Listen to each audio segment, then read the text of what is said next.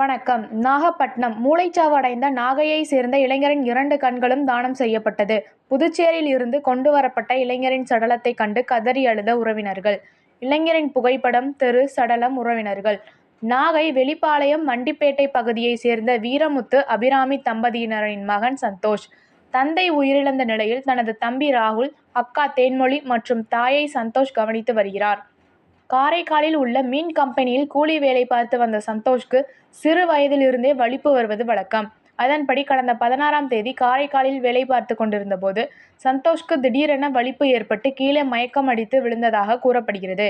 அதனைத் தொடர்ந்து அருகாமையில் இருந்தவர்கள் காரைக்கால் அரசு மருத்துவமனையில் சந்தோஷை சிகிச்சைக்காக சேர்த்துள்ளனர்.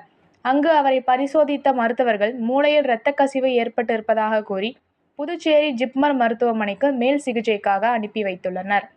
அங்கு சிகிச்சையில் இருந்த சந்தோஷ்க்கு நேற்றைய தினம் மூளைச்சாவு அடைந்துள்ளார். பின்னர் சந்தோஷின் உடல் உறுப்புகளை தானம் செய்ய உறவினர்கள் முடிவெடுத்த நிலையில் திடீரென இருதய துடிப்பும் நின்றதால் உடல் உறுப்புகளை தானம் செய்ய முடியாது என மருத்துவர்கள் கூறியுள்ளனர். அதனைத் தொடர்ந்து கண்களை தானம் செய்யலாம் என்று மருத்துவர்கள் கூறிய நிலையில் சந்தோஷின் 2 கண்களும் தானம் செய்யப்பட்டது.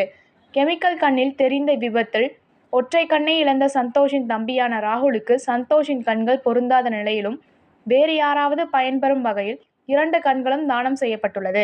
புதுச்சேரியில் இருந்து கொண்டு வரப்பட்ட சந்தோஷின் சடலத்தை கண்டு அவரது உறவினர்கள் கண்ணீர் மல்க கதறி அழுதனர். மூளைச்சாவடைந்த நாகையை சேர்ந்த இளைஞரின் கண்கள் தானம் செய்யப்பட்டுள்ள சம்பவம் அப்பகுதி மக்கள் மத்தியில் நெகிழ்ச்சியை ஏற்படுத்தியுள்ளது. தமிழ் டிவி நியூஸ் செய்திகளுக்காக செய்தியாளர் நாகை விஜய். நன்றி.